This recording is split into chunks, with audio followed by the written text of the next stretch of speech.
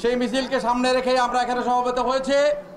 আমি আজকে আমার বক্তব্য লম্বা করব না, শুধু এই বাংলাদেশের একটি পরিবার এই জাতীয় অর্জনকে তারা তাদের ব্যক্তিগত পারিবারিক অর্জনে রূপান্তরিত করেছে।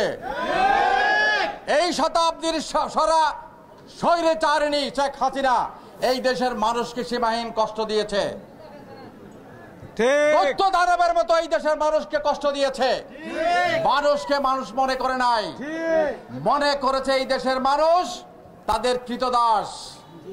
আজকে এই সমস্ত দম্ভ, সমস্ত বেহায়াপনা, সমস্ত স্বৈরাচার আচরণকে আমরা পরাভূত করেছি। এই পরাভূত করার মূল ছেলে কারা? আমাদের তরুণ ছাত্ররা। আমি 20 বছর বয়সে মুক্তিযুদ্ধ গিয়েছে, আজকের এই তরুণরা 20 বছর বয়সের তরুণরা, এই তরুণীরাই কিন্তু আজকে শেখ হাসিনাকে এই দেশ ছাড়তে বাধ্য করেছে।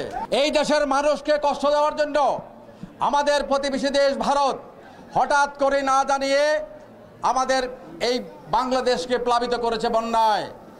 লক্ষ লক্ষ মানুষ আজকে বন্যা কবলিত হয়ে ওদের অত্যন্ত কঠিন মানবতার জীবন যাপন করছে। ভারতের রাজনৈতিক ক্ষমতায় যারা আছেন আজকে মোদী সরকার, এই বাংলাদেশের মানুষকে কখনো স্বস্তি শান্তিতে রাখে নাই। শেখ হাসিনার সাথে আতাত করে এই দেশের অনেক কিছু তারা নিয়ে গিয়েছে, ব্যবসা বাণিজ্য সমস্ত কিছু ভারতীয়রা আজকে কবজা করে রেখেছে। এই দেশকে তারা করদ রাজ্য হিসেবে প্রতিষ্ঠা করতে চায়।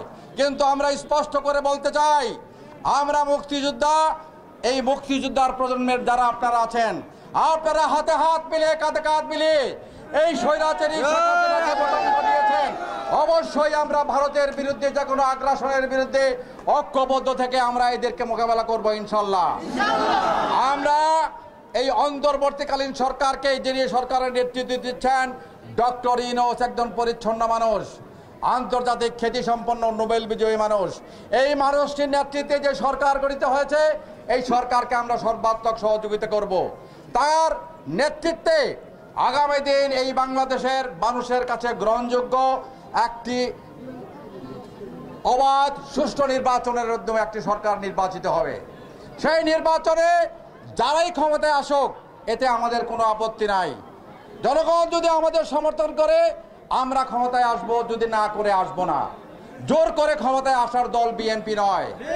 আমাদের নেতা তারেক রহমান বলেছেন, আমরা কোনো প্রতিশোধ নিব না, প্রতিহিংসা করব না, কোনো কলকারখানায় হামলা করব না, ভাঙচুর করব না।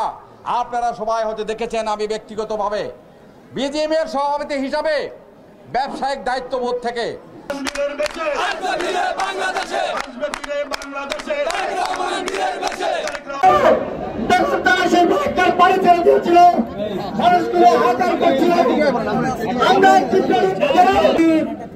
আমাদের প্রাণ নেতা আব্দুল মতিন চৌধুরী আমরা বিভিন্ন টিভিতে